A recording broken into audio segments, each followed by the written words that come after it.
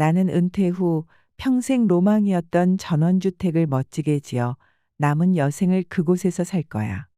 이런 생각을 갖고 있는 분들 많으시죠? 이런 나의 바램에 불을 지피기라도 하듯 TV나 영화 속에서 펼쳐지는 전원의 삶은 참 로맨틱해 보이기까지 합니다. 하지만 여러분, 과연 그 모습이 현실 세계의 전원 생활을 잘 반영하고 있을까요? 오늘은 행복한 은퇴 후의 삶을 위해 절대로 하면 안 되는 실수 중 주거와 관련된 내용을 다뤄보고 노후에 가장 살기 좋은 도시 톱3까지 알아보겠습니다. 주거는 우리가 지출하는 돈 중 어찌 보면 가장 큰 돈을 지불하는 대상이기 때문에 특히 유념하여 시청해 주시기 바랍니다. 특히나 행복한 전원 생활을 꿈꾸고 계셨던 분들은 꼭 집중해서 끝까지 영상 봐주시길 부탁드립니다. 은퇴 후 각박하고 복잡한 도시를 뒤로하고 평온하고 깨끗한 자연을 찾아 전원 생활을 계획하고 계신 분들 많으시죠? 그런데 여러분, 그거 아시나요? 도시에 집을 팔고 시골에 땅을 사서 전원주택을 지으신 분들 중 과연 얼마나 그 선택에 만족하시는지 결론부터 말씀드리면 거의 없는 게 현실입니다.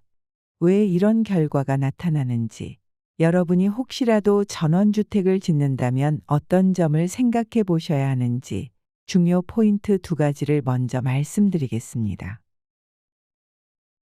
첫 번째, 나의 노후 자금과 거주 환경을 생각하셔야 합니다.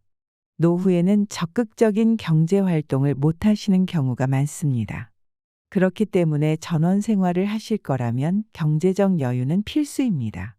노후 자금이 넉넉하지 않은데 전원 생활을 하는 것은 추천드리지 않습니다. 전원 생활은 도시의 집합주택 생활에 비해 비용이 예상외로 더 많이 들어갑니다.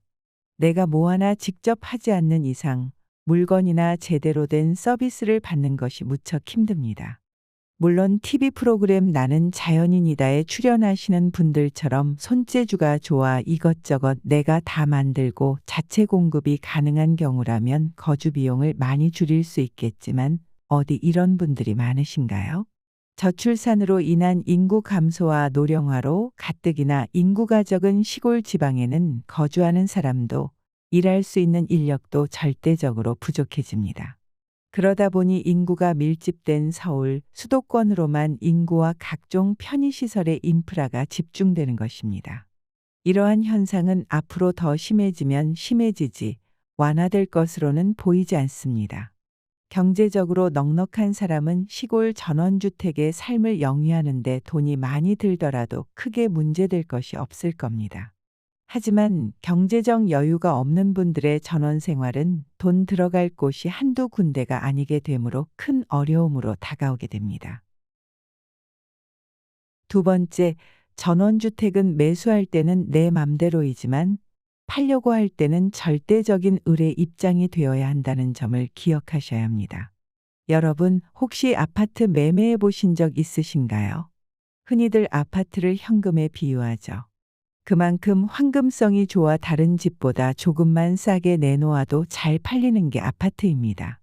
즉, 아파트를 팔아 현금을 만들고 싶다면 몇 개월 내로 충분히 매매를 할 수 있기 때문에 아파트를 현금에 많이들 비유합니다. 하지만 전원주택은 절대 그렇지 않습니다. 이건 누군가 이미 지어놓은 집을 살 때도 그렇고 내가 땅을 산 후 그 위에 내가 꿈에 그리던 전원주택을 짓는 경우도 마찬가지입니다. 내 집만 좋으면 뭐합니까? 주변에 아무것도 없는데요. 나이가 들어감에 따라 약국이나 병원에 갈 일도 많아지는데 집 근처에 그 흔한 병원 하나 없습니다. 즉, 인프라가 부족한 것이죠. 첫 1년 정도는 자연 속에서 즐겁게 살았지만 점점 불편함이 많아지니 이제 그 집을 팔고 싶어 합니다. 하지만 문제는 이때부터입니다. 아무리 부동산 수십 군데에 집을 내놓아도 당최 보러 오는 사람이 없습니다. 그렇게 세월이 1년, 2년 흐르고 이제 더 이상 못 기다리겠다 싶으신 분은 아주 헐값에 집을 내놓습니다. 그래서 내가 들인 돈도 못 건지고 오히려 큰 손해를 보고 파시는 분들을 주변에서 많이 봤습니다. 아시다시피 주택은 목돈이 들어가는 대상입니다. 주택값의 1%만 하더라도 작게는 몇백만 원에서 크게는 수억이 왔다 갔다 하는 우리의 자산을 단지 로망에 취해 섣불리 결정하면 안 되겠습니다. 저는 정말 자연을 좋아하고 자연을 벗삼아 살고 싶은데 그럼 어떻게 하나요? 이런 질문을 하는 분들이 많으실 겁니다. 저희 행복부부가 실제 행하는 방법을 알려드릴게요. 저희는 도심 아파트는 그대로 유지합니다. 우선 그곳에 살면서 차가 막히지 않는 평일을 이용해 산으로 들러 여행을 많이 다닙니다. 당일치기 여행도 있고요. 1박 2일 길면 일주일 여행도 자주 다닙니다. 일주일씩이나 여행을 다니려면 숙박비나 식비가 많이 들지 않냐고요? 절대 그렇지 않습니다. 요즘은 잘 정돈된 남의 집을 단기로 빌릴 수 있는 플랫폼이 많이 생겨서 일주일 단위로 집을 빌릴 수 있습니다. 그곳에 묵으면서 밥도 해 먹고 영화도 보고 밖에 나가서 산책도 하고 등산도 하고 그러죠. 여행이 끝난 후 다시 집으로 돌아와 필요했던 병원 진료나 건강검진 등을 받을 수도 있고 동네에 친한 친구들을 만날 수도 있습니다. 즉, 일상과 자연을 같이 누리는 삶을 살 수 있습니다. 자, 그렇다면 이제 은퇴 후 노후에 살기 좋은 지역을 순위별로 알려드릴게요.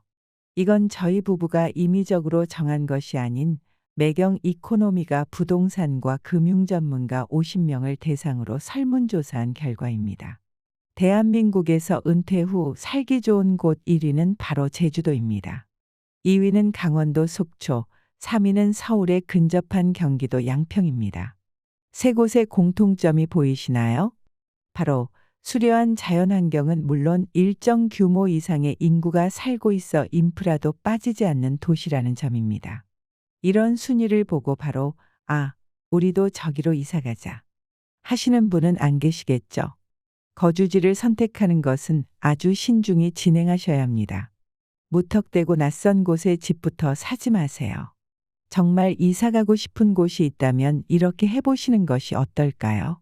처음부터 집을 매수하지 마시고 일단 월세 등으로 집을 빌려서 1년 정도 살아보는 겁니다. 큰 목돈을 예치해야 하는 전세는 자칫 위험할 수 있기 때문에 월세를 추천드립니다. 실제로 전원주택이나 시골의 작은 주택은 월세도 저렴한 경우가 많습니다. 이렇게 월세로 사계절을 다 경험해보고 내가 더 길게 이곳에 살고 싶은지 생각해 보셔도 늦지 않습니다. 오늘은 이렇게 노후의 행복한 삶을 위해 필수인 집에 대해 알아보았습니다. 특히나 무턱대고 전원주택을 지으면 안 되는 이유를 집중적으로 살펴보고 노후에 살기 좋은 소도시도 알아보았는데요. 우리 구독자 가족 여러분은 꼭 현명한 판단하시어 노후에 더욱 윤택한 생활을 누리시길 바라는 저희 부부의 마음을 담아보았습니다.